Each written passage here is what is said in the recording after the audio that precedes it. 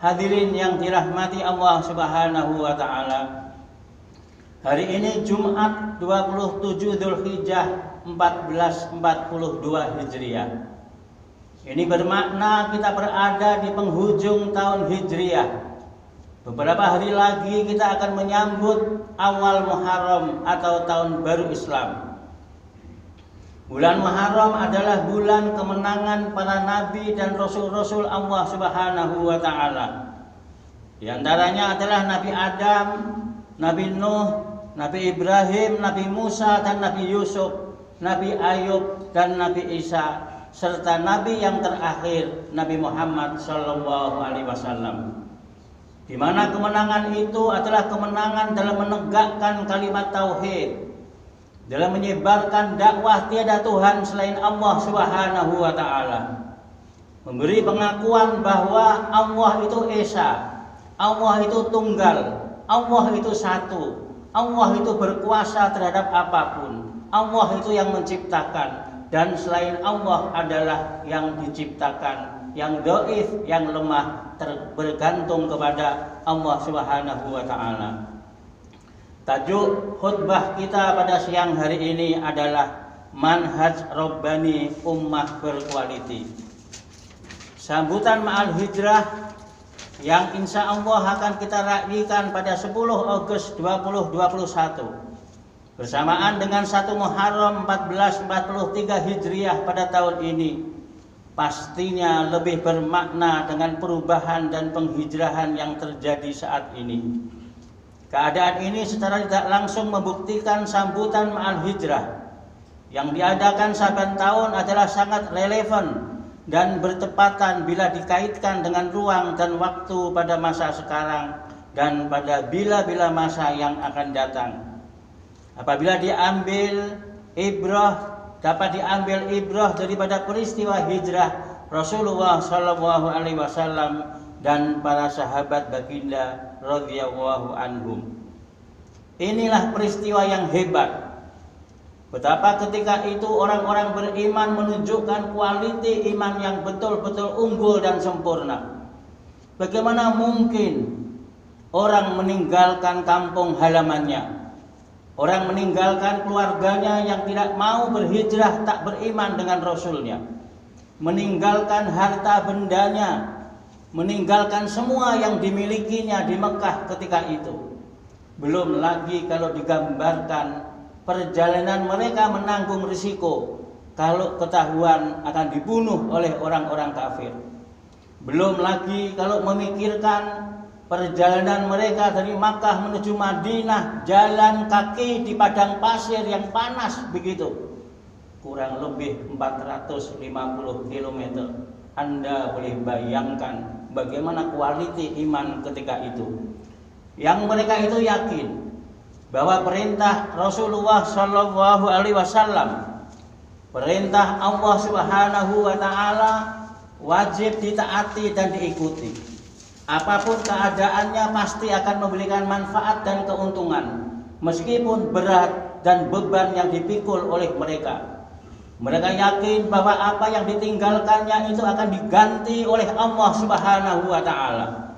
Apa yang mereka tinggalkan, yang mereka tidak bawa daripada Makkah, pasti akan diganti oleh Allah. Lebih-lebih lagi keyakinan mereka dengan berjihad, dengan berhijrah itu adalah suatu jihad yang dijamin surga nantinya. Hadirin yang dirahmati Allah Subhanahu wa taala. Jika kita kaitkan hijrah dengan situasi kita sekarang ini, yaitu dengan adanya COVID-19, yaitu norma kehidupan baru, maka jelaslah Allah meminta saya dan tuan-tuan untuk bersabar, untuk mengikuti arahan daripada kerajaan, mengikuti SOP, karena ini adalah untuk kepentingan kita bersama. Kita berhijrah daripada keadaan yang dulu untuk memasuki kehidupan yang baru. Dari segi kerja kita, kehidupan kita, bahkan ibadah sekalipun berubah.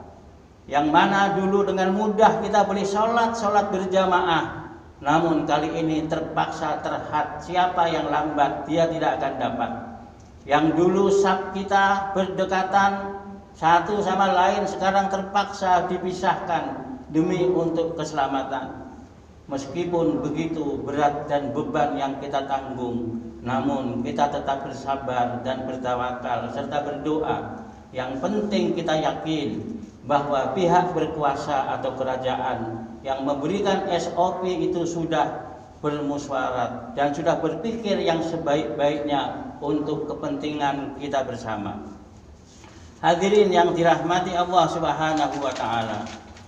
Seorang tokoh gerakan Islam daripada Syria, yaitu Said Hawa rahmatullahu alaihi, dalam karyanya Ihya Ar-Rabbaniyah telah mengetengahkan beberapa elemen penting dalam kerangka manhaj Rabbani atau zikrullah dan pembudayaan ilmu melalui penguasaan pengetahuan Islam klasik dan modern. Penekanan kepada akhlak yang sempurna, penyuburan rohani yang jitu, berjiwa haroki atau gerakan Islam yang sesuai dengan tuntutan semasa dan mampu berhadapan dengan kerenah dan mihnah serta cabaran yang menerjang. Sesuai dengan firman Allah Subhanahu wa taala dalam surah Ali Imran ayat 79. A'udzu billahi minasyaitonir rajim. Ma kana li basarin ayyutiyahu wahul kitaba wal hukma wan nubuwata thumma yaqula lin-nasi kunu ibadan li min dunillah walakin kunu rabbaniyina bima kuntum tuallimunal kitab wa bima kuntum tadrusun.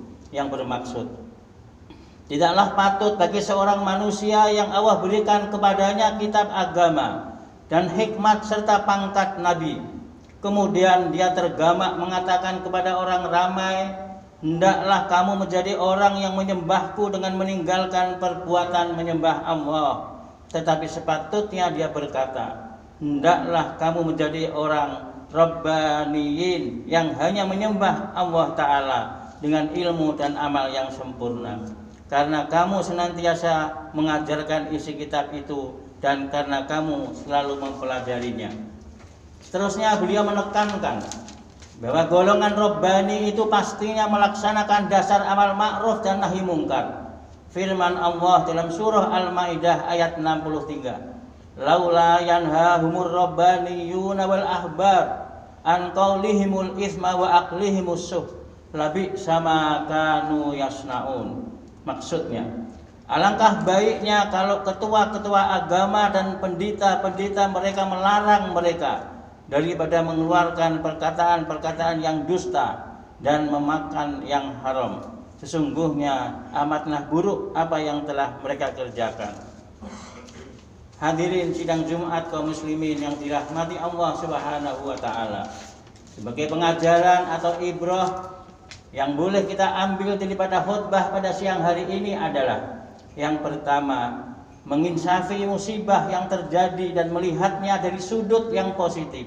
Segala yang berlaku memberi impact kepada perubahan dan penghijrahan daripada gaya hidup lama kepada kehidupan dalam norma baru. Yang kedua adalah ibrah daripada peristiwa hijrah Rasulullah sallallahu alaihi wasallam dan para sahabat baginda radhiyallahu anhum, dijadikan rujukan dan panduan hidup umat pada bila-bila masa, termasuklah ketika penularan wabak penyakit. Dan yang ketiga adalah insan Rabbani, ialah mereka yang memiliki ilmu pengetahuan yang tinggi serta berusaha menyampaikan kepada orang lain selain berpegang teguh dengan genggaman agama Allah Subhanahu wa taala. Sebelum mengakhiri khutbah, marilah kita bersama-sama menghayati firman Allah dalam surah Ar-Ra'd ayat 11. A'udzu billahi minasyaitonir rajim. Bismillahirrahmanirrahim. Lahu mu'aqibatum min baini yadayhi wa min khalfihi yahfazunahu min amrillah. Innallaha la yughayyiru ma biqaumin hatta yughayyiru ma bi anfusihim. Wa idza aradallahu biqaumin su'an fala maradda lahu wa ma lahum min dunihi min wal.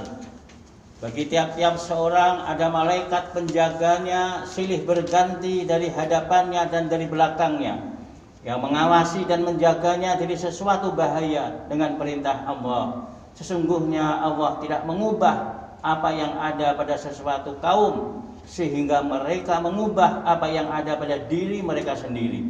Dan apabila Allah menghendaki untuk menimpakan kepada sesuatu kaum bala bencana disebabkan kesalahan mereka sendiri, maka tiada siapapun yang dapat menolak atau menahan apa yang ditetapkannya itu, dan tidak ada sesiapapun yang dapat menolong dan melindungi mereka selain daripadanya. Barakallahu li wa lakum fil Qur'anil azim wa nafa'ani wa iyyakum bima fihi minal ayati wadh-dhikril hakim wa taqabbala minni wa minkum tilawatahu innahu huwas samiul alim.